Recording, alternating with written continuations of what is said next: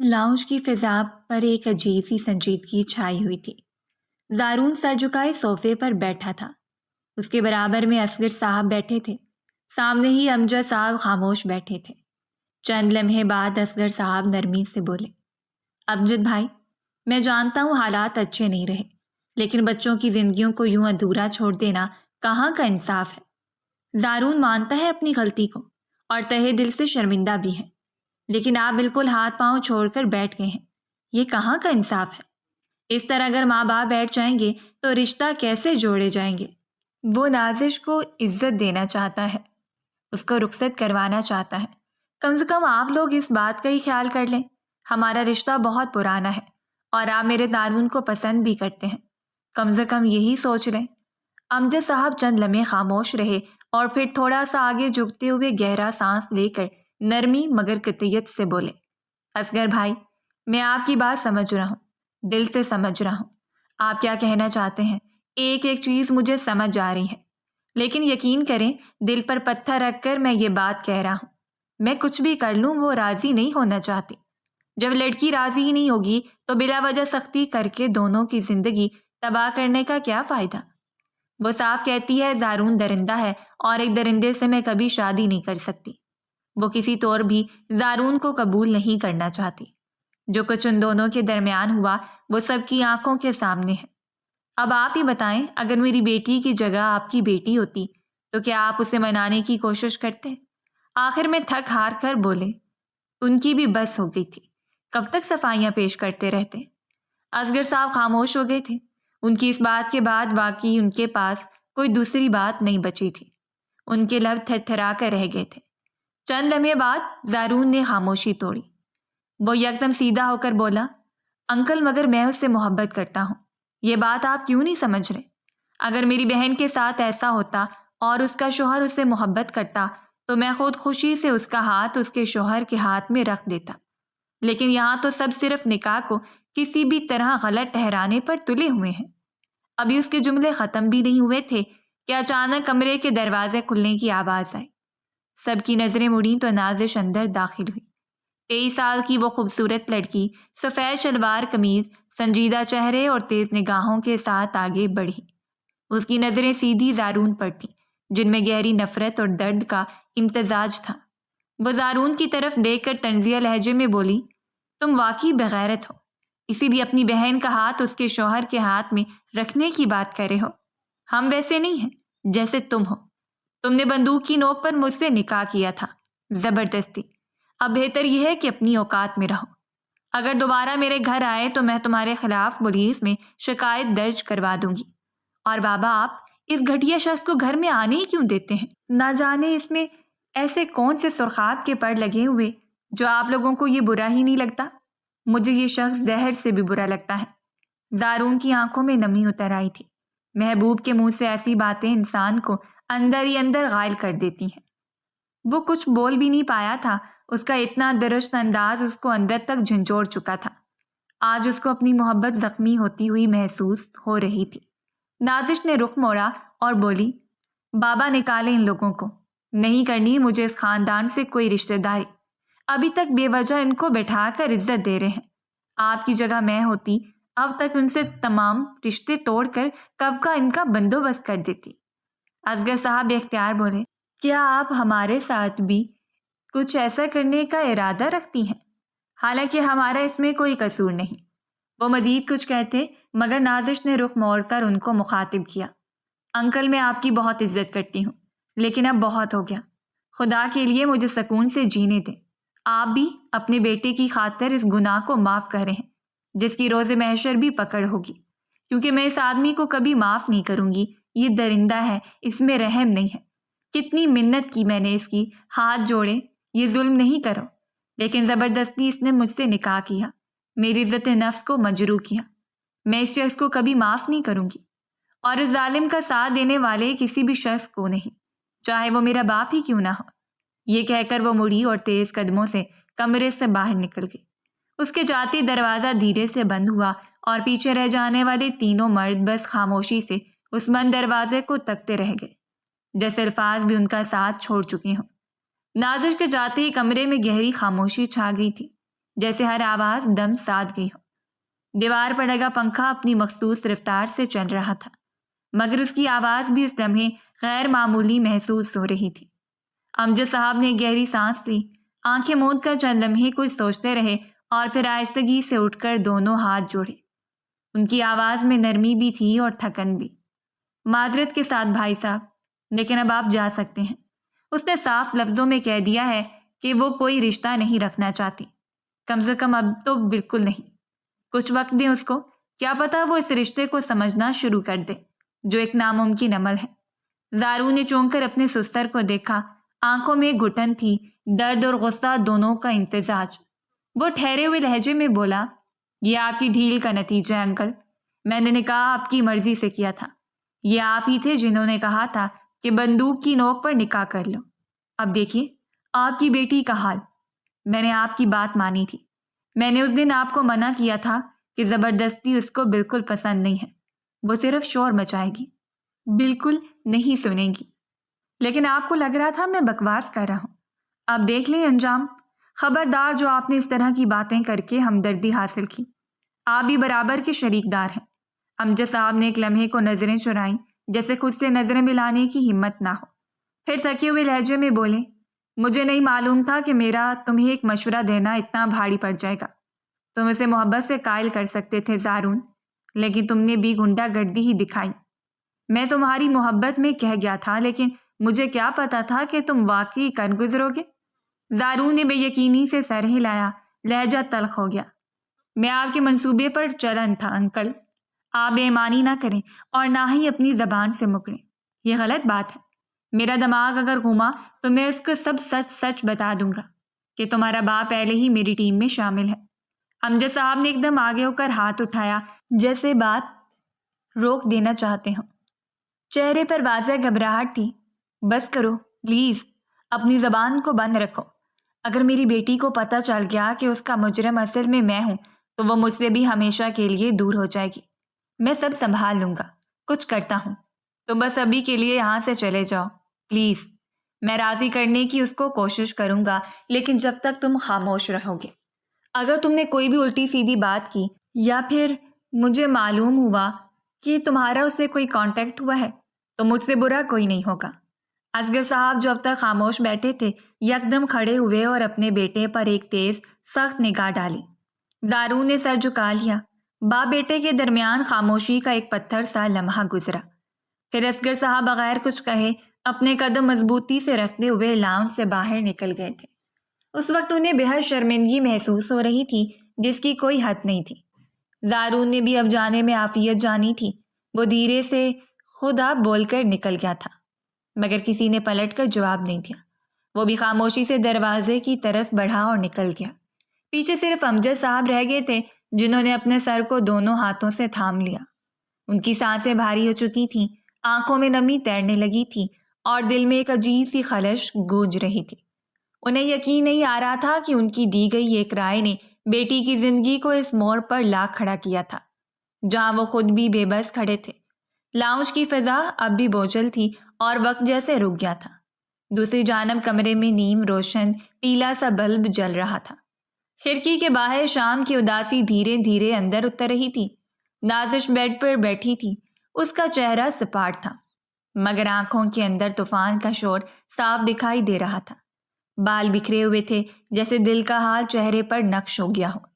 دروازے پر دستک دیے بغیر ختیجہ بیگم اندر داخل ہوئی اور بیٹی کو یوں خاموش بیٹھے دیکھ کر آہستہ آہستہ اس کے قریب آ کر کرسی پر بیٹھ گئیں۔ وہ اپنی ماں کی موجودگی محسوس کر چکی تھی، مگر نظر انداز کیے بیٹھی رہی۔ اسے معلوم تھا وہ کیوں آئی ہیں۔ چند لمحے بعد وہ میٹھے لہجے میں اسے مخاطب کرتے ہوئے بولی، نازش بیٹا، تم کیوں اس طرح تماشے لگا رہی ہو؟ نکاح ہو چکا ہے سب کے سامنے، نہ مجھے کوئی اعتراض ہے نہ تمہارے بابا کو۔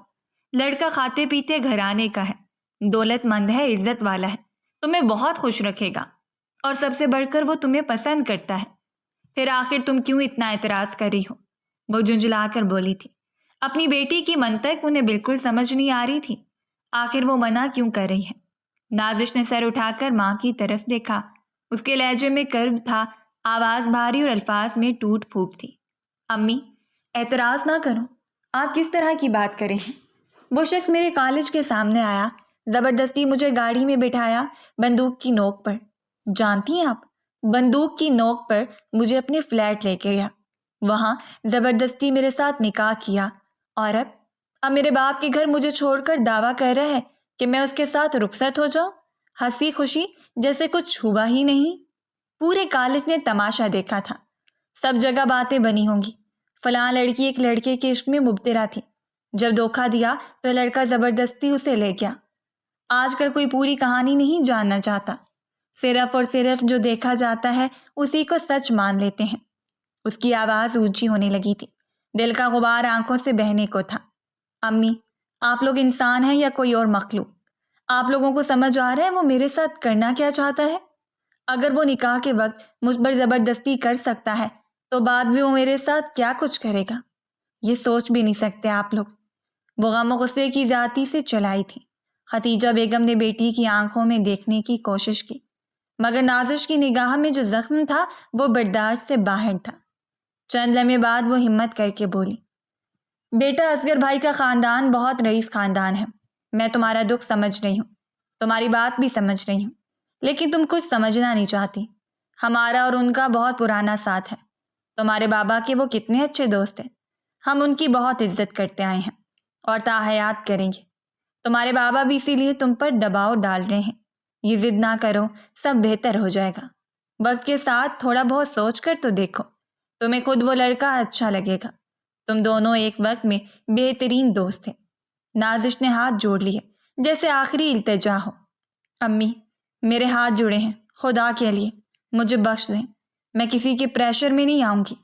آپ نہیں جانتی میں ہر رات کس اذیت میں سوتی ہوں، میرے اندر جو کچھ ٹوٹا ہے نا وہ کوئی جوڑ نہیں سکتا، اور خدا کے لیے اس انسان کو میرے گھر میں بھی آنا بند کر دیں۔ جلد سے جلد میں خلا لے لوں گی اور اس رشتے کو ختم کروں گی۔ میں مزید اس رشتے کے ساتھ نہیں بننا چاہتی۔ اور کوئی نہیں تھا، وہ میرا بہترین دوست، وہ ایک مفاد پسند انسان تھا جس نے اپنی مرضی کی اور مجھے مرنے کے لیے چھوڑ دیا۔ ختیجہ بیگم نے گہری سانس لی، ان کی آنکھوں میں بھی نمی آ چکی تھی۔ وہ آہستگی سے بولی، تم بعد میں بہت پچھتاؤ گی نازش، زندگی ایسے فیصلوں پر صبر نہیں کرتی، سزا دیتی ہے۔ نازش کی آنکھوں میں اب آنسو نہیں تھے، صرف ایک جمی ہوئی آگ تھی۔ وہ آہستہ لیکن پر اعتماد لہجے میں بولی، منظور ہے باپ کا پچھتانا، لیکن میں اس انسان کے ساتھ کبھی شادی نہیں کروں گی، چاہے مجھے اپنی جان دینی پڑ جائے۔ یہ کہتے ہوئے وہ خاموشی سے پلٹی اور کمرے سے باہر نکل گئی۔ ختیجہ بیگم وہیں بیٹھی رہ گئی تھیں، ان کے ہاتھوں کی مٹھی زور سے بند ہو چکی تھی اور دل میں وہ سوال بار بار گونج رہا تھا، کیا واقعی بیٹی صحیح کہہ رہی ہے؟ شام کے دھندلکے میں شہر کی روشنیاں گاڑی کے شیشے پر عکس ڈال رہی تھیں۔ زارون خاموشی سے اسٹیئرنگ تھامے سڑک پر گاڑی چلا رہا تھا، جبکہ اس کے برابر والی سیٹ پر اصغر صاحب بیٹھے تھے۔ گاڑی میں چند لمحے مکمل خاموشی چھائی رہی، صرف انجن کی ہلکی آواز اور ٹریفک کا شور دور سے سنائی دے رہا تھا۔ اصغر صاحب کی آنکھیں سامنے دیکھ رہی تھیں، لیکن ان کے اندر کچھ بھڑک رہا تھا۔ انہوں نے گردن گھما کر بیٹے کو دیکھا اور دھیمے مگر سخت لہجے میں بولے، زارون، تم نے مجھے کہیں کا نہیں چھوڑا ہے۔ میرا امجد کے گھر ایک مقام تھا، وہ بچی ہمیشہ میرے سامنے سر جھکا کر بات کرتی تھی، آج وہی بچی میرے سامنے کتنی درستگی سے پیش آ رہی تھی۔ تم نے مجھے کہیں کا نہیں چھوڑا، شرم آتی ہے مجھے تمہیں اپنی اولاد کہتے ہوئے۔ زارون ایک لمحے کے لیے باپ کی طرف دیکھا، پھر نظریں سڑک پر مرکوز کر لیں۔ اصغر صاحب نے بات جاری رکھی، تمہیں کیا جلد بازی لگی ہوئی تھی، وہ بھی بندوق کی نوک پر نکاح؟ کیا اس لیے میں نے تمہیں گن رکھنے کی اجازت دی تھی تاکہ تم نکاح کرتے پھرو؟ بالکل تمہارے اندر عقل نہیں ہے، اپنی ماں پر گئے ہو، جلد باز انسان۔ میں نے تم سے وعدہ کیا تھا میں کرواؤں گا تمہاری شادی، میں رشتہ لے کر جاؤں گا، لیکن تم خود میں اپنے باپ بن گئے اور اب نتیجہ دیکھ لو۔ زارون نے دانت بھینچے، پھر جھنجھلا کر بولا، بابا آپ کے دوست کی بیٹی کچھ زیادہ ہی خود کو ترم خان سمجھنے لگی ہے، اتنی عقل آ گئی ہے اس کو کہ میری محبت کو بھی رد کر رہی تھی۔ بچپن سے وہ ضدی رہی ہے اور ہمیشہ اس نے اپنی ضد میں نقصان کیا ہے، اس بار بھی وہ نقصان کر رہی ہے۔ زبان سنی تھی آپ نے اس کی، بکواس کر رہی تھی کہ نکاح تسلیم نہیں کرتی، پولیس میں شکایت کر دے گی، 2 تھپڑ کی بھی نہیں ہے۔ اور باتیں سنو، جیسے کوئی ریاستی مشیر ہو۔ آپ لوگوں نے بلا وجہ اسے اتنا سر پر چڑھایا ہوا ہے۔ غصے کے باعث اس کی رگیں پھول گئی تھیں۔ وہ اپنے کیے پر شرمندہ تھا، مگر آج انہیں اس واقعے نے اس کا تمام پچھتاوا کہیں دھو دیا تھا۔ اصغر صاحب نے سنجیدگی سے رخ موڑا، آواز بلند کی مگر لہجے میں تشویش تھی۔ کس قسم کی جنونی محبت ہے تمہاری زارون؟ تمہیں وہ لڑکی چاہیے بھی اور اس پر ظلم بھی کرنے ہیں۔ یہ کون سا عشق ہے؟ زارون دانت پیس کر بولا، مجھے کوئی سمجھ نہیں سکتا، آپ بھی نہیں، انکل امجد بھی نہیں۔ اگر آپ دونوں نے میرے ساتھ ہاتھ نہ باندھے ہوتے تو میں کب کا اس کو سیدھا کر چکا ہوتا۔ صرف 2 منٹ لگیں گے بابا اور اس لڑکی کا دماغ ٹھکانے آ جائے گا۔ فضول میں خود کو حاتم طائی سمجھا ہوا ہے اس نے۔ ایک بات کو پکڑ کر بیٹھ گئی ہے۔ اصغر صاحب نے آنکھیں بند کر کے ماتھے پر ہاتھ رکھ لیا۔ ان کی سانس بھاری ہو گئی تھی۔ تم چاہتے کیا ہو؟ زبردستی نکاح کیا اور اب زبردستی رخصتی؟ کیا یہی تمہارا نظریہ ہے رشتوں کا؟ وہ واقعی حد سے زیادہ غصہ تھے۔ انہیں سمجھ نہیں آ رہا تھا ان کے بیٹے کو ہو کیا گیا ہے۔ زارون بے صبری سے بولا، میں چاہتا ہوں وہ میری بیوی بن کر میرے گھر آ جائے۔ نکاح کو 2 مہینے ہو گئے اور ابھی تک وہ نکاح کو ماننے کو تیار نہیں، جیسے کسی کھیل کا حصہ ہو۔ روز نئی ضد، نئی شکایت۔ کون سمجھائے اس کو کہ یہ زندگی کا معاملہ ہے، کھیل نہیں۔ مانتا ہوں میں نے جلد بازی کی، غلطی کی کہ اس سے بندوق کی نوک پر نکاح کیا، مگر آپ اچھی طرح جانتے ہیں جس بات کی ضد وہ کر لیتی ہے اپنی ضد کبھی نہیں چھوڑتی۔ اسی لیے مجبوراً مجھے یہ قدم اٹھانا پڑا تھا۔ گاڑی اب سگنل پر رک گئی تھی۔ باہر سرخ روشنی سڑک پر پھیل چکی تھی۔ اصغر صاحب نے آہستگی سے گہرا سانس لیا اور کچھ دیر خاموشی اختیار کی۔ ان کی آنکھیں بیٹے کے چہرے پر ٹکی تھیں، مگر وہ لفظ ڈھونڈنے میں ناکام ہو رہے تھے۔ پھر وہ بس اتنا کہہ سکے، مجھے سمجھ آ چکا ہے، تمہیں سمجھانا گدھے کے آگے بین بجانے کے مترادف ہے۔ تم صرف چاہتے ہو کہ سب تمہاری مرضی سے چلے، چاہے وہ رشتہ ہو یا انسان، اور یہی تمہاری سب سے بڑی غلط فہمی ہے، کیونکہ وہ ایک انسان ہے جسے سمجھنا تمہیں ہر حال میں پڑے گا۔ جلد بازی تمہارے رشتے کو سوائے تباہ کرنے کے اور کچھ نہیں کرے گی۔ زارون نے کوئی جواب نہیں دیا۔ گاڑی دوبارہ حرکت میں آ چکی تھی، مگر باپ اور بیٹے کے بیچ جو فاصلہ تھا وہ ہر گزرتے کلومیٹر کے ساتھ بڑھتا جا رہا تھا۔ 3 گھنٹے بعد باہر کی نیم تاریک فضا میں رنگین لائٹس مسلسل چمک رہی تھیں۔ دیواروں پر لگے نیون سائن جگمگا رہے تھے اور اونچی آواز میں بجتا میوزک فضا میں شور پیدا کر رہا تھا۔ اسٹیج پر کچھ لڑکے لڑکیاں رقص میں مشغول تھے، جبکہ پیچھے بیٹھے لوگوں کا شور و خروش الگ ماحول بنا رہا تھا۔ لیکن اس ساری گہما گہمی سے الگ ایک کونے کی ٹیبل پر زارون تنہا بیٹھا تھا۔ اس کے ہاتھ میں شراب کا گلاس تھا اور نظریں سامنے ناچتی ہوئی بھیڑ پر گڑی تھی۔ چہرے پر سنجیدگی تھی، پیشانی پر ہلکی سی شکنیں، جیسے دماغ میں کئی الجھے سوال گردش کر رہے ہوں۔ چند لمحے گزرے ہی تھے کہ پیچھے سے ایک ہاتھ اس کے کندھے پر آیا اور پھر آواز ابھری، او ہو، کہاں گم ہو جناب؟ لگتا ہے بھابھی کے خیالوں میں کھوئے ہوئے ہو، یا پھر ان حسین خوبصورت کلیوں کو دیکھ رہے ہو۔ زارون چونکا، نظریں موڑی تو اس کا دوست عظیم برابر والی کرسی پر بیٹھ چکا تھا۔ زارون نے گلاس میز پر رکھا اور تھوڑے بیزار لہجے میں بولا، بکو مت، اتنا ٹائم لگا دیا ہے تم نے کہا تھا آدھے گھنٹے میں آ رہے ہو، یہاں بیٹھے بیٹھے 1.5 گھنٹہ ہو گیا، اب تو میرے جانے کا وقت ہو چکا ہے۔ لیٹ پہنچتا ہوں تو بابا فضول باتیں سناتے ہیں، ویسے بھی آج کل ان کا دماغ مجھ پر گرم ہی ہے، کوئی الٹی سیدھی حرکت کی تو وہ دن دور نہیں جب دکان کے نیچے لگ رہے ہوں گے۔ حزیم ہنسا، ویسے تمہارے ساتھ ہونا بھی یہی چاہیے۔ زارون نے غصے سے اس کی جانب دیکھا تو وہ یکدم کندھے اچکاتے ہوئے بولا، بھائی شادی ہو چکی ہے، اب بیوی سے بہانے بنا کر آنا پڑتا ہے۔ تمہاری بھی تو ہو گئی ہے، مگر تمہاری والی تو لگتا ہے تمہیں لفٹ ہی نہیں کروا رہی، وہ چھیڑنے سے باز نہیں آیا تھا۔ زارون نے گہری سانس لی، چہرے پر جھنجھلاہٹ سی آئی۔ بس یہی تو مسئلہ ہے، اسی لیے بلایا ہے تمہیں، طنز و طعنہ مارنے کی بجائے کوئی مشورہ دے دو۔ مانتا ہوں غلطی کی ہے، زبردستی نکاح کیا ہے، لیکن صرف اس کی محبت میں۔ جب میں نے اسے پرپوز کیا تھا وہ پھاڑ کر کہہ دیا اس نے، میں تمہیں صرف اپنا دوست مانتی ہوں اور دوستوں سے شادی نہیں کی جاتی۔ ارے بھلا ایسے کوئی بتائے، میں نے تو اسے کبھی دوست مانا ہی نہیں، بلکہ ہمیشہ اس کو محبت کی نظر سے دیکھا ہے۔ خیر یہ سب تمہیں معلوم ہے، تو مجھے کوئی مشورہ دو تاکہ میں اس کو راضی کر کے رخصتی کا مرحلہ بھی طے کروں۔ عظیم نے شرارت سے آنکھ دبائی۔ مشورہ یہ ہے کہ زبردستی جا کر سہاگ رات منا لو، فٹ سے راضی ہو جائے گی۔ لڑکی کو ذرا سی محبت اور پیار کی ضرورت ہوتی ہے، فوراً جھولی میں آ کر گرتی ہے۔ زارون بے اختیار ہنس لیا، گلاس اٹھایا اور بولا، جان سے مار دے گی مجھے، تمہیں اندازہ نہیں ہے وہ کتنی بڑی گھنٹی ہے، زبان سنو اس کی تو آگ نکلتی ہے، ہاتھ لگایا تو لمحہ نہیں لگائے گی توڑنے میں۔ عظیم نے لاپرواہی سے ہاتھ ہلایا۔ جب عورت مرد کے نیچے آتی ہے نا تو ساری بدماشی نکل جاتی ہے۔ میری مان یہی کرو، رخصتی سے انکار بھی نہیں کرے گی، وہ بے باکی سے بولا تھا۔ زارون نے گہری نظر سے اپنے دوست کو دیکھا، چند لمحے کچھ سوچتا رہا، پھر آہستہ سے بولا، یار نکاح زبردستی کر لیا ہے، اگر اب بھی کوئی قدم زبردستی اٹھایا تو وہ مجھے معاف نہیں کرے گی۔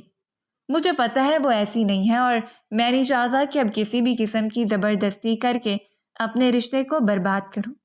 عظیم نے ایک لمحے کو اس کی بات کو سنجیدگی سے لیا، پھر میز پر جھکا اور بولا، اچھا میرے پاس ایک منصوبہ ہے، کان ادھر لا۔ زارون اس کی طرف جھکا۔ عظیم نے آہستہ آہستہ اس کے کان میں کچھ کہتا جا رہا تھا۔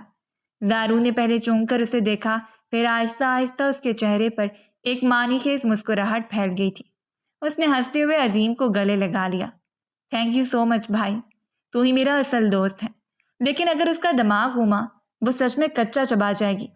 عظیم فوراً بولا، اگر ڈرتے رہو گے تو بیٹھے رہو، ساری زندگی اس انتظار میں کہ بھابھی صاحبہ مان جائے۔ اس نے سر کو ہلکی جنبش دی تھی اور پیچھے ہو کر خود سے دھیرے سے بڑبڑایا، تمہیں اب مجھ سے کوئی نہیں بچا سکتا میری جان، تم اب خود چل کر میرے پاس آؤ گی۔ اس کے ہونٹوں پر ایک جیتنے والی مسکراہٹ تھی، جیسے وہ پہلے ہی خود کو فاتح سمجھ چکا ہو۔ وقت دھیرے دھیرے گزرتا جا رہا تھا۔ 2 دن بعد دن کے 11 بج رہے تھے۔ دفتر میں معمول کی سرگرمیاں جاری تھیں۔ ہر میز پر فائلوں کا ڈھیر، کمپیوٹرز کی کلک کلک اور ایئر کنڈیشنر کی مسلسل ہلکی گونج۔ زارون نے اپنے کیبن میں بیٹھا گہرائی سے لیپ ٹاپ کی سکرین پر جھکا ہوا تھا۔ سامنے کافی کا مگ رکھا تھا جس سے بھاپ اڑ رہی تھی۔ اس کے چہرے پر غیر معمولی سنجیدگی تھی، انگلیاں کی بورڈ پر روانی سے چل رہی تھیں، جب یکا یک اس کا موبائل فون بج اٹھا۔ فون کی سکرین پر نظریں پڑتے ہی اس کے چہرے پر ایک ہلکی سی شاطرانہ مسکراہٹ پھیل گئی تھی۔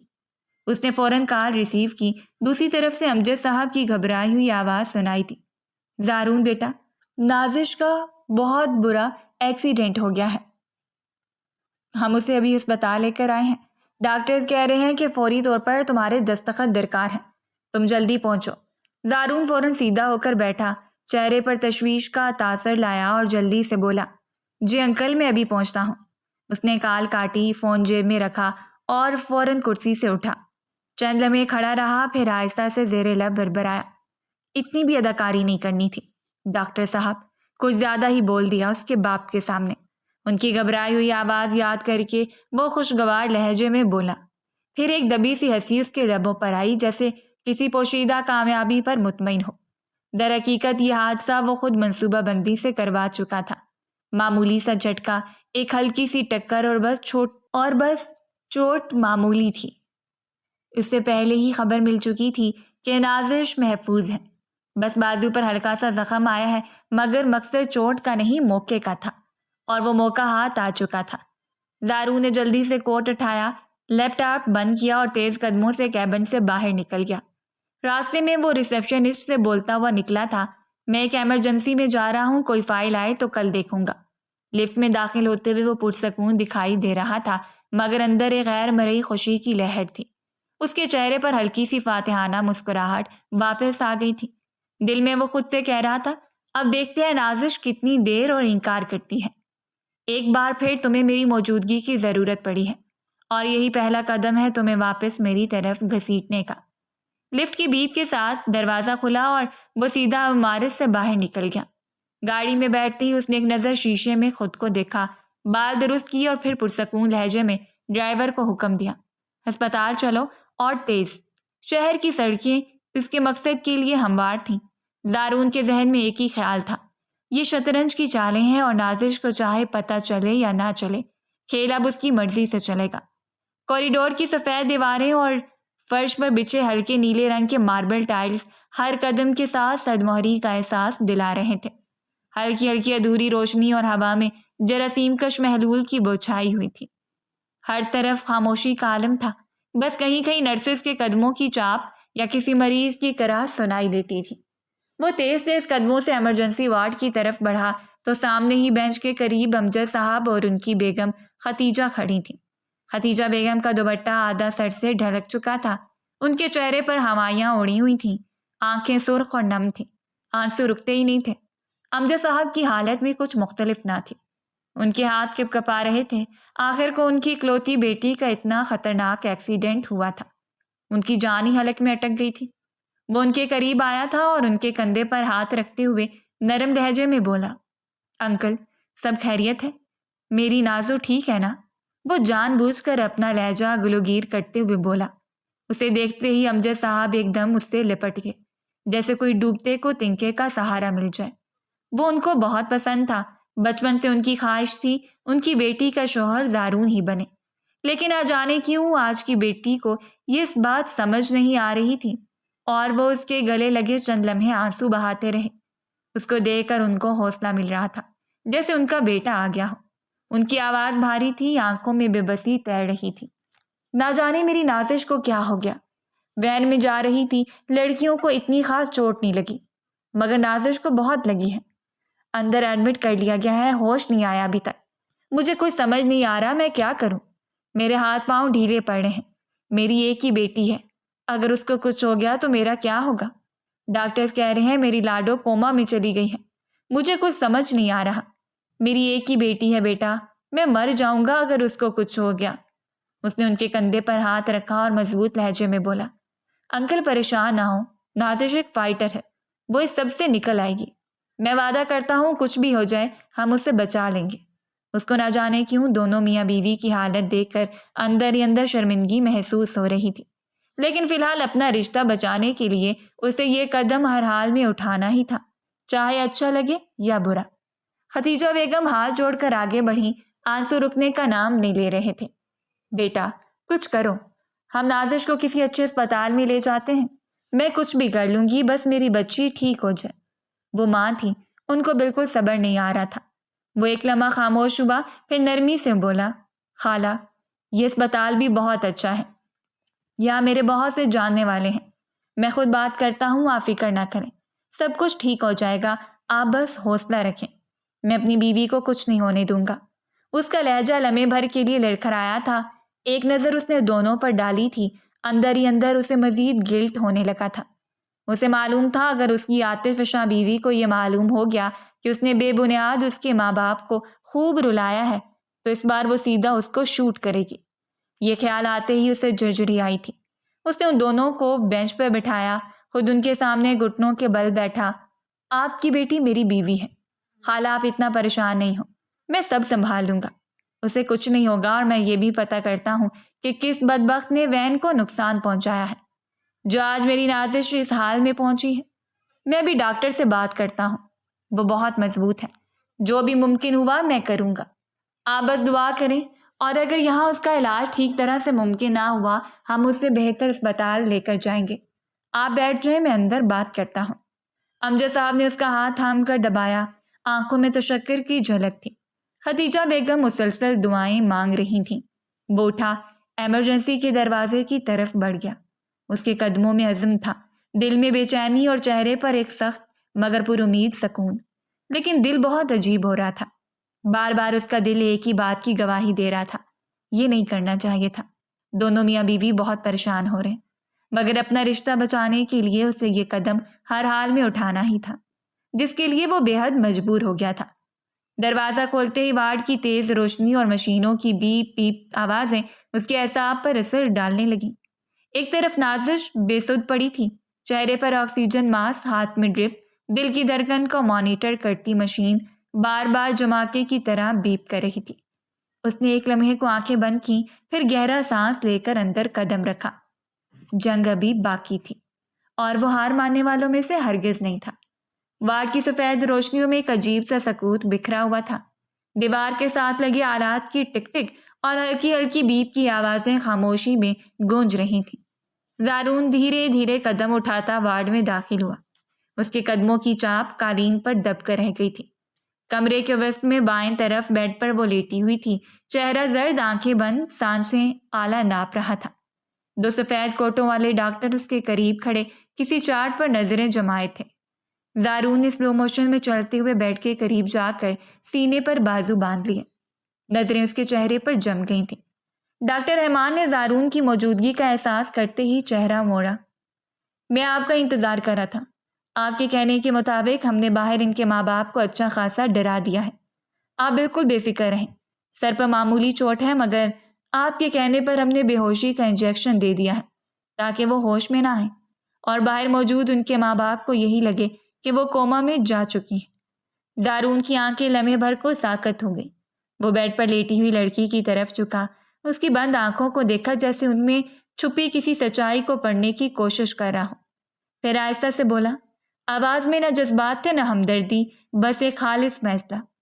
یہ لڑکی کم سے کم 4 دن تک بے ہوش ہی رہے، مکمل ہوش میں نہیں آنا چاہیے، صرف اتنا کہ کھانے کے وقت نیند بے ہوشی میں آ جائے، باقی وقت اسے مکمل بے سود ظاہر ہونا ہے۔ اگر سے ذرا بھی ہوش آیا تو میرے لیے بہت بڑی مشکل ہو جائے گی۔ یہ ہماری باتیں سن تو نہیں سکتی، وہ کسی خدشے کے تحت بولا تھا، آواز بھی قدرے دھیمی تھی۔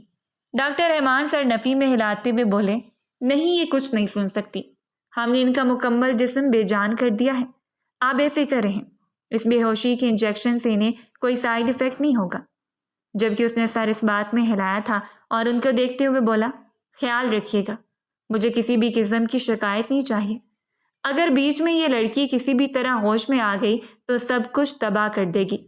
4 دن مسلسل اسے بے ہوش ہی رکھنا ہے، کسی بھی قیمت پر۔ اس وقت وہ واقعی سفاکیت کی انتہا پر پہنچ گیا تھا۔ اپنے رشتوں کو بچانے کے لیے وہ کسی بھی حد تک جانے کو تیار تھا۔ ڈاکٹر نے آنکھیں جھکائیں جیسے حکم ماننا ہی ان کا فرض ہو۔ جی سر، آپ بے فکر رہیں، ہم نے تمام ریکارڈ سیٹ کر دی ہیں، نرسنگ سٹاف کو بھی سختی سے ہدایات دے دی گئی ہیں۔ مریضہ کو کوما میں ظاہر کرنا ہے تو وہی ظاہر ہوگا، آپ کو ہماری جانب سے کوئی شکایت نہیں ملے گی، اس بات کا میں آپ سے وعدہ کرتا ہوں۔ آپ نے جتنا ڈونیشن ہمارے اسپتال کو دیا ہے، آپ کو بھی بدلے میں اتنا ہی رزلٹ ملے گا۔ زارون نے گہرا سانس لیا، بیڈ کے سرہانے کھڑے ہو کر خاموشی سے چند لمحے اسے دیکھا، جیسے کچھ سوچ رہا ہو، پھر آہستہ سے پیچھے ہٹا، ہاتھ کے اشارے سے دونوں ڈاکٹروں کو جانے کا اشارہ کیا۔ شکریہ، اگر کوئی بھی مسئلہ ہوا تو مجھے فوراً اطلاع دینا۔ بالکل سر، ہم الرٹ ہیں۔ وہ دونوں ڈاکٹر دھیرے دھیرے کمرے سے باہر نکل گئے۔ زارون تنہا رہ گیا تھا۔ وارڈ کی خاموشی ایک بار پھر غالب آ گئی۔ اس نے جیب سے فون نکالا، سائلنٹ موڈ میں آن کر کے واپس رکھ دیا۔ کمرے کی روشنی اس کی آنکھوں میں چبھ رہی تھی، مگر اس کے چہرے پر کوئی تاثر نہ تھا۔ وہ بیڈ کے قریب جا کر جھکا، اس کے کان کے قریب ہو کر آہستہ سے بولا، اب تم کچھ نہیں کر سکتی، کچھ بھی نہیں، تمہاری خاموشی میرے حق میں گواہی بنے گی۔ وہ گہری نیند میں ڈوبی تھی، بدن پر تھکن کی پرچھائیاں تھیں، سانسیں منتشر، پیشانی پر پسینے کی نمی۔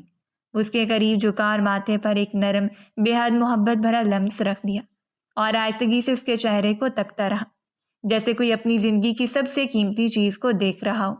وہ زیر لب بڑبڑایا، میری جان، کہا تھا آسانی سے مان جاؤ، لیکن تم نے مجھے مجبور کیا۔ میں محبت سے تمہیں اپنانا چاہتا تھا، عزت سے، مگر تمہاری ضد، تمہاری خاموشیاں مجھے یہ سب کرنے پر مجبور کر رہی ہیں۔ اس نے ایک گہری سانس لی تھی، اپنا کوٹ اتار کر اس نے پاس رکھے صوفے پر رکھ دیا تھا۔ شرٹ کے بٹن کھولتے ہی وہ اس پر حاوی ہو چکا تھا، دھیرے دھیرے اپنے لمس سے اس کے چہرے کو مہکانے لگا تھا۔ وہ بے ہوشی میں بھی قسمسائی تھی، لیکن اسے کوئی فرق نہیں پڑ رہا تھا۔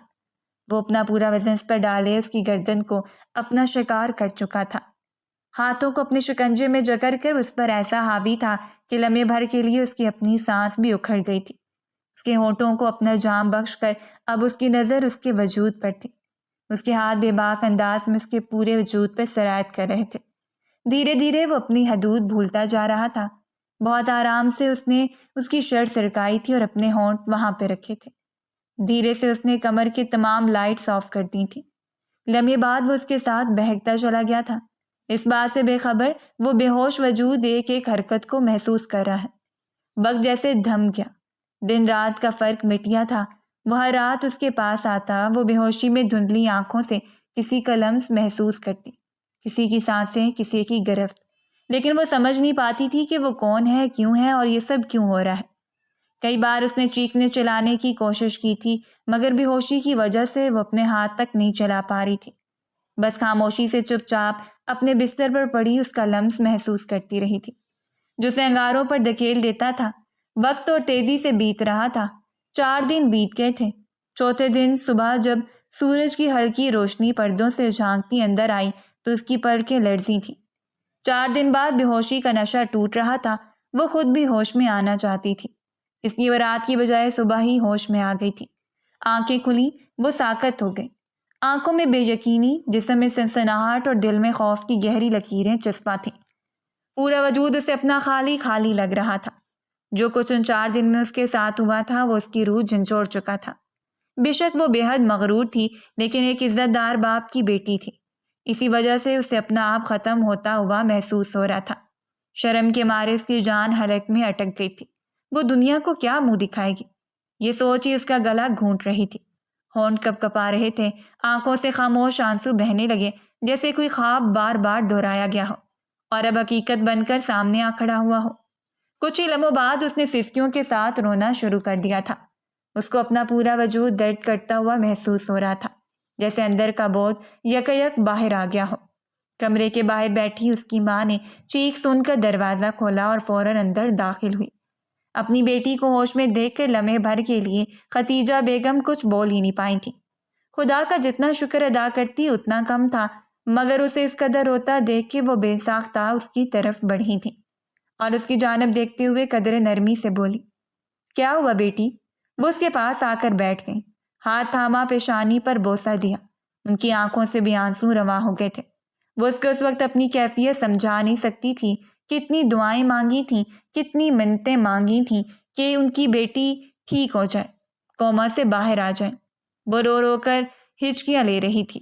امی، آپ جلدی سے زارون سے بات کریں، میری رخصتی کروا دیں، میں تیار ہوں، میں کسی بھی چیز پر اعتراض نہیں کروں گی، رخصتی سادگی سے ہو جائے، مجھے سب منظور ہیں۔ وہ بے تحاشا روتے ہوئے بولی تھی۔ ختیجہ بیگم ہکا بکا رہ گئیں۔ کیا ہوا ہے؟ کیوں رو رہی ہو؟ کسی نے کچھ کہا ہے؟ اور یہ زارون کی بات کہاں سے آ گئی؟ سب ٹھیک ہے بیٹا، تم کیسا محسوس کر رہی ہو؟ میں ڈاکٹر کو بلاؤں؟ وہ تمام باتیں یکسر نظر انداز کیے اپنی بیٹی کی فکر میں ہلکان ہوئی تھی۔ وہ ہچکیوں کے درمیان بولی، امی، میں بدنام ہو جاؤں گی، کوئی کچھ بھی سمجھے، لیکن آپ بس میری رخصتی کروا دیں اسی ہفتے پلیز، ورنہ کچھ ہو جائے گا میں خود کو ختم کر لوں گی۔ ختیجہ بیگم نے اس کے آنسو صاف کیے، مگر چہرے پر الجھن نمایاں تھی۔ مگر ہوا کیا ہے؟ تم تو کہتی تھی کہ تم ابھی تیار نہیں، تمہیں وہ شخص پسند نہیں، تم خلا لینا چاہتی ہو۔ وہ بری طرح الجھ گئی تھی۔ اس کا اچانک سے اس طرح فرمائش کرنا انہیں پریشان کر چکا تھا۔ وہ ایک دم سنبھل کر بولی، میں بالکل ٹھیک ہوں، سب کچھ ٹھیک ہے، بس اب اور انتظار نہیں ہو سکتا، مجھے کوئی خلا نہیں چاہیے، میں شادی کرنا چاہتی ہوں، اپنا گھر بسانا چاہتی ہوں، آپ فوراً تیاریاں شروع کریں، میں بالکل صحت یاب ہوں، مجھے کچھ نہیں ہوا۔ ختیجہ بیگم حیرت سے اس کو دیکھ رہی تھیں۔ انہیں بالکل سمجھ نہیں آ رہا تھا ان کی بیٹی اس طرح کی باتیں کیوں کر رہی ہے۔ ان کے اکارڈنگ 4 دن بعد وہ کوما سے باہر نکلی تھی۔ اسے بھی فی الحال آرام کی ضرورت تھی، مگر اس کا فرمائش کرنا انہیں حیرت زدہ کر گیا تھا۔ کمرے میں خاموشی چھا گئی تھی۔ کمرے میں صرف اس کی سسکیوں کی آواز باقی تھی۔ ختیجہ بیگم اس کے چہرے کو تک رہی تھی، جیسے کچھ سمجھنے کی کوشش کر رہی ہوں، لیکن وہ کچھ بولے بغیر خاموشی سے اس کے بالوں میں ہاتھ پھیرنے لگی۔ وقت دھیرے دھیرے گزرتا جا رہا تھا۔ اس اچانک فیصلے نے سب کو حیرت میں ڈال دیا تھا۔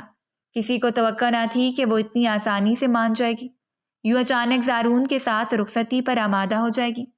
رخصتی سے پہلے زارون نے صاف لفظوں میں اس سے پوچھا تھا، کیا یہ تمہارا اپنا فیصلہ ہے؟ اور اس نے صاف لہجے میں کہا تھا، ہاں یہ میرا اپنا فیصلہ ہے، میں رخصتی کے لیے تیار ہوں۔ اس کو علم تھا یہ رضامندی کیوں اتنی جلد بازی میں دی جا رہی ہے، مگر وہ حیران تھا اتنی جلدی وہ راضی ہو جائے گی۔ اسے بالکل یقین نہیں آ رہا تھا۔ اسے لگا تھا کہ ہوش میں آنے کے بعد وہ خوب واویلا مچائے گی، اپنی امی بابا کے درمیان بیٹھ کر یہ بات کرے گی، مگر وہ مشرقی لڑکی نکلی تھی۔ اپنی عزت کی بات پر اس نے ایک لفظ نہیں کہا تھا، بس خاموشی سے نظریں جھکائے بیٹھی تھی۔ شام کی تقریب سادگی کی انتہا پر تھی، نہ مہمانوں کی بھیڑ، نہ بینڈ باجے، نہ ہی کوئی رسم۔ کچھ رسمی دعائیں پڑھی گئیں اور پھر اسے زارون کے ہمراہ رخصت کر دیا گیا تھا۔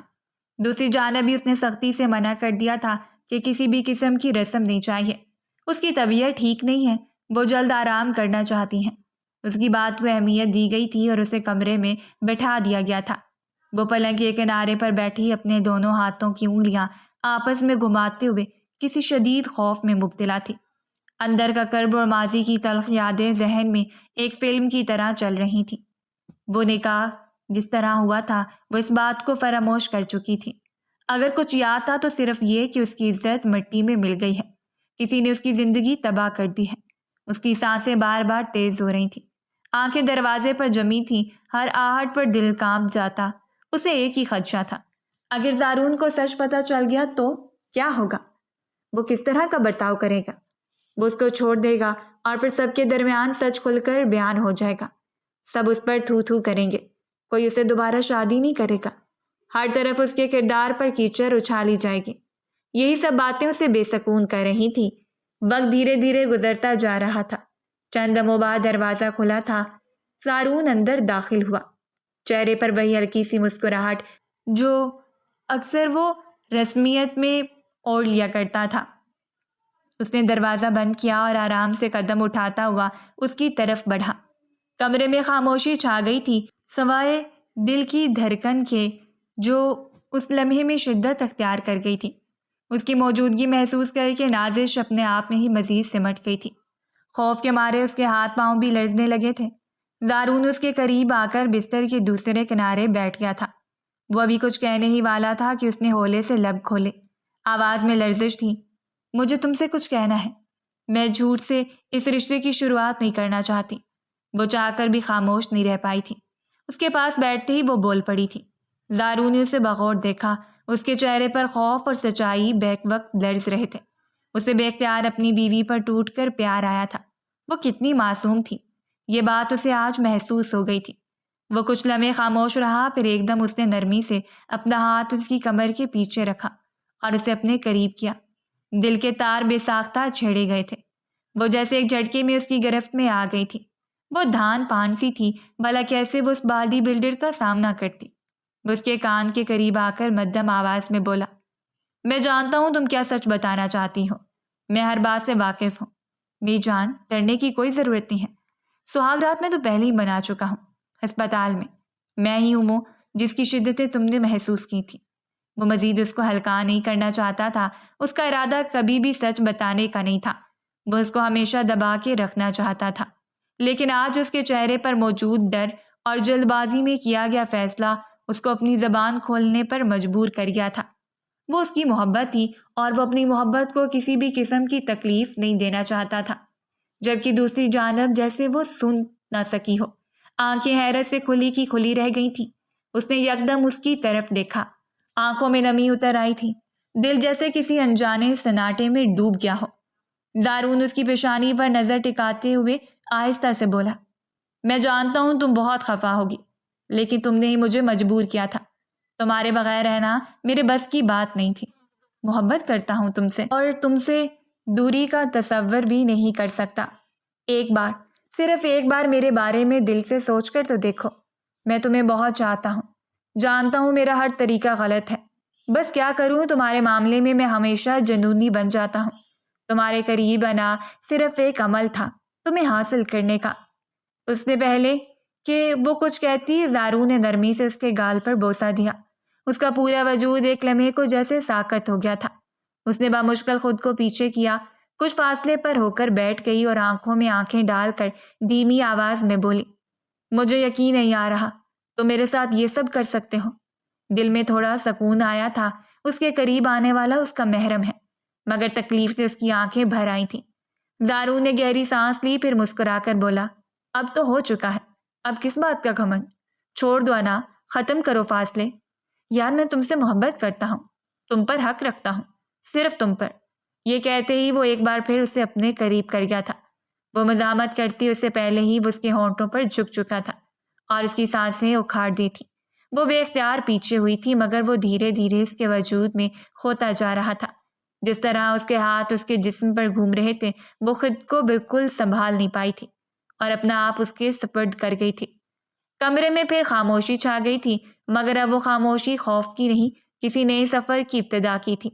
وہ لمحہ جس میں سچ بھی تھا، شدت بھی، اور ایک نرمی بھی، جسے الفاظ سے نہیں دل کی گہرائیوں سے محسوس کیا جا سکتا تھا۔ پوری رات وہ اس پر حاوی رہا تھا، ایک لمحے کے لیے بھی اس کو نہیں چھوڑا تھا۔ کئی بار وہ اس کو پیچھے کر چکی تھی، لیکن وہ اپنی حرکتوں سے بالکل بھی باز نہیں آ رہا تھا۔ اگلی صبح کا سورج پوری آب و تاب سے روشن ہوا تھا۔ کمرے میں ہلکی سی روشنی کھڑکی کے پردے کے درار سے اندر آ رہی تھی۔ دیوار پر لٹکی گھڑی صبح کے 5 بجا رہی تھی۔ کمرے میں خاموشی تھی، مگر اس خاموشی کو کسی کے سسکنے کی آواز نے چیر ڈالا تھا۔ زارون کی آنکھ اس کی سسکی سے کھلی۔ نیند سے بوجھل آنکھوں کو مسلتا ہوا اس نے کروٹ بدلی۔ بستر پر اس کے برابر میں بیٹھے وجود کو دیکھا تو وہ چونک گیا۔ وہ دونوں بازو گھٹنوں کے گرد لپیٹے سر جھکائے ہچکیوں سے رو رہی تھی۔ اس کا ہچکوتے کھاتا وجود اس کی سانس سے روک گیا تھا۔ زارون کا دل جیسے کسی نے مٹھی میں لے لیا ہو۔ نازو، وہ دبے قدموں اس کے قریب ہوا۔ اس کے پاس بیٹھتے ہی نرمی سے اس کا بازو چھوا، مگر اس نے جھٹکے سے ہاتھ جھٹک دیا۔ آنکھوں سے آنسو رواں تھے، مگر چہرہ غصے سے دہک رہا تھا۔ مجھے میرے ماں باپ کے گھر چھوڑاؤ۔ اس کی آواز بھاری تھی، مگر ہر لفظ سیدھا زارون کے دل میں پیوست ہو رہا تھا۔ تم نے میری عزت نفس کو مجروح کیا ہے، میں تمہیں کبھی معاف نہیں کروں گی۔ تم نے مجھے کہیں کا نہیں چھوڑا زارون۔ رات بھر تم مجھے محسوس کرتے رہے، حالانکہ میں نے تمہیں کئی بار روکا تھا۔ تم درندہ صفت انسان ہو، میں تمہیں کبھی معاف نہیں کروں گی۔ تم بہت برے ہو۔ زارون نے لب کھولنے چاہے، لیکن اس کی بلند آواز کے سامنے اس نے چپ رہنے میں عافیت جانی تھی۔ میں نے کبھی سوچا بھی نہیں تھا کہ تم میرے ساتھ ایسا کرو گے۔ ہم دوست رہے زارون، تمہیں میری تکلیف کا احساس ہونا چاہیے تھا۔ تم نے میری کمزوریوں کو میرے خلاف استعمال کیا، پہلے وہ نکاح جیسا فیصلہ، اور پھر اسپتال میں وہ سب کچھ۔ تم نے سب کچھ برباد کر دیا، میری عزت، میرا وقار، میرا مان، سب تباہ کر دیا۔ زارون نے بے چین ہو کر دونوں ہاتھوں سے اپنا سر تھاما، پھر اٹھ کر اس کے سامنے بیٹھ گیا۔ تم نے ہی مجھے مجبور کیا نازش، میں تم سے محبت کرتا تھا، میں نے کبھی تمہیں نقصان پہنچانے کا سوچا بھی نہیں، لیکن تم نے میری محبت کو ایک کھیل سمجھا، ہمیشہ میرا اور میری محبت کا مذاق بنایا۔ نازش کا چہرہ غصے سے سرخ ہو چکا تھا۔ محبت؟ وہ طنز سے ہنسی۔ یہ محبت تھی؟ شرم آتی ہے تمہیں یہ کہتے ہوئے؟ نفرت کرتی ہوں میں تم سے۔ تم جیسے مرد صرف استعمال کرنا جانتے ہو۔ تم نے میرا یقین توڑا زارون، میری خودداری کو رون ڈالا ہے، میں کبھی معاف نہیں کروں گی تمہیں۔ وہ فوراً بولا، تم غلط سمجھ رہی ہو۔ لیکن آزش کی برداشت کا پیمانہ لبریز ہو چکا تھا۔ ایک لمحے میں وہ اٹھی اور اس کے منہ پر ایک زوردار تھپڑ مارا۔ آواز کمرے میں گونجی تھی۔ زارون ہکا بکا رہ گیا۔ نازش کی آنکھوں میں وحشت اور خالی پن تھا۔ بھاڑ میں جاؤ تم اور تمہاری یہ سو کالڈ محبت۔ نفرت کرتی ہوں میں تم جیسے مردوں سے۔ زارون ایک لمحے کو ساکت رہ گیا تھا۔ وہ روتے ہوئے دروازے کی طرف بڑھی۔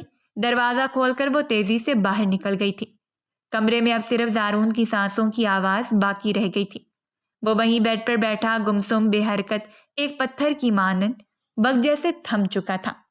وہ کچھ بھی سمجھنے سے قاصر تھا۔ محبت، عزت، رشتہ، سب کچھ اس لمحے چکنا چور ہو چکا تھا۔ 1.5 ہفتے بعد وقت دھیرے دھیرے گزرتا جا رہا تھا۔ لاؤنج میں خاموشی چھائی ہوئی تھی۔ شام کے سائے گھر کی دیواروں پر مدھم پڑ چکے تھے۔ صوفے پر بیٹھا زارون خاموشی سے طلاق کے کاغذات ہاتھ میں تھامے بیٹھا تھا۔ آنکھوں کے گرد ہلکے سائے، بے چینی سے مسلسل انگلیاں کاغذ کے کنارے سہلا رہی تھیں۔ وقت جیسے تھم گیا تھا۔ دروازہ کھلا اور وہ اندر داخل ہوئی۔ سفید سادہ لباس میں ملبوس، چہرے پر تھکن اور آنکھوں میں اداسی کی پرچھائیاں لیے وہ آہستہ آہستہ قدم بڑھاتی زارون کے قریب آ گئی تھی۔ 1.5 ہفتے بعد دونوں کا سامنا ہوا تھا۔ وہ فوراً اپنی جگہ سے کھڑا ہو گیا، نظریں جھکائے ہاتھ میں موجود کاغذات اس کی طرف بڑھاتے ہوئے بولا، اس پر دستخط کر دو، اس کے بعد میں کر دوں گا۔ یہ طلاق نامہ ہے، بہتر ہے کہ ہم دونوں الگ ہو جائیں۔ جب تم مجھے شوہر مانتی ہی نہیں ہو تو اس رشتے کا بوجھ اٹھانے کا فائدہ کیا؟ وہ حالات سے لڑتے لڑتے تھک گیا تھا۔ محبت اس کو آگ گنا لگنے لگی تھی۔ وہ چند لمحے خاموش رہی، پھر اس کی آنکھوں میں جھانکتی ہوئے بولی، تو یہی تھی تمہاری محبت؟ ایک تھپڑ کے بعد تمہاری ساری چاہت، ساری محبت ختم ہو گئی؟ زارون نے چونک کر اس کی طرف دیکھا، جیسے وہ الفاظ سے اندر تک چیر گئے ہوں۔ وہ کچھ بولنے کو تھا کہ وہ دوبارہ بولی، تم نے مجھ پر جبر کیا، میرے فیصلے چھین لیے، میری خاموشی کو کمزوری جانا، سب کچھ سہ لیا میں نے، مگر صرف ایک تھپڑ تمہیں اتنا چبھ گیا کہ طلاق نامہ لے کر پہنچ گئے۔ زارون کی آواز بھاری ہو چکی تھی۔ یہ سب میں نے تمہارے لیے ہی کیا، کیونکہ تم خود یہ رشتہ نہیں چاہتی تھی، تو مجھے شوہر ماننے کو تیار نہیں تھی۔ اگر تم روز ایک تھپڑ بھی مارو تو میں کبھی شکایت نہ کروں، لیکن تم تو چاہتی ہی نہیں تھی کہ میں تمہاری زندگی کا حصہ بنوں۔ اچانک وہ زارون کی اور قریب ہوئی اور ایک زوردار تھپڑ اس کے چہرے پر رسید کیا۔ زارون ساکت رہ گیا، صرف آنکھیں پھیل گئیں۔ اب مجھے سکون آیا ہے، وہ دھیرے سے بولی۔ اب تمہیں معاف کیا، تمہاری ہر اس غلطی کے لیے جو تم نے جذبات میں، محبت میں یا انا میں کی۔ زارون کے ہونٹوں پر مدھم سی مسکراہٹ ابھری۔ وہ پہلا مرد تھا جو بیوی کے ہاتھ سے تھپڑ کھا کر بھی مسکرا رہا تھا۔ وہ چہکتے ہوئے بولا، اگر پہلے ہی تھپڑ مار دیتی تو یہ سب تماشا نہ بنتا۔ پتہ ہے اسپتال میں نے کتنے پیسے خرچ کیے، ان ڈاکٹروں نے تو میری جیب خالی کر دی تھی۔ وہ ہنسی، پہلی بار دل سے۔ تم جیسوں کے ساتھ ایسا ہی ہونا چاہیے تھا۔ مجھے بابا نے سب بتا دیا ہے، تمہیں وہ بہت پسند کرتے ہیں، اور نکاح والے دن انہوں نے ہی کہا تھا کہ تم مجھے کسی نہ کسی طرح منوا لو۔ ہاں، اغوا اور بندوق کی نوک پر نکاح کا مشورہ بھی انہی کا تھا، مگر تم نے دوستی کا لحاظ تک نہ رکھا۔ وہ شکوہ کر گئی تھی۔ زارون نے شرمندہ نظروں سے دیکھا۔ یار پلیز معاف کر دو، محبت میں اندھا ہو گیا تھا۔ جب تم نے صاف انکار کیا کہ مجھ سے نکاح نہیں کرو گی تو میرے اندر سب کچھ ٹوٹ گیا تھا۔ مجھے لگا بس یہی وہ راستہ رہ گیا ہے۔ وہ آگے بڑھی، اس کے سامنے رکی اور آہستہ سے بولی، یہ سچ تو ہے، محبت میں انسان پاگل ہو جاتا ہے، لیکن اب سیکھ چکے ہو نا، اب اگر دوبارہ محبت ہوئی تو تھوڑے ہوش کے ساتھ کرنا۔ زارون شرارت سے بولا، اگر دوبارہ محبت ہوئی کیا مطلب؟ وہ مسکرائی، ابھی تھپڑ مارا ہے، مطلب محبت ابھی بھی ہے، پر اب شرط ہے، دوستی رہے گی عزت سے، سمجھداری سے اور برابری کے ساتھ۔ زارون نے اس کی بات پر سر ہلایا اور ہنستے ہوئے بولا، تم سے بہتر سکھانے والا کوئی بھی ہو بھی نہیں سکتا۔ وہ دونوں صوفے پر بیٹھ کے زارون نے طلاق کے کاغذات پھاڑ دیے اور ان کے چھوٹے چھوٹے ٹکڑے ہاتھوں سے فرش پر گرنے لگے۔ وہ دونوں ایک دوسرے کو دیکھ کر ہنسے، آنکھوں میں نمی مگر دلوں میں سکون تھا۔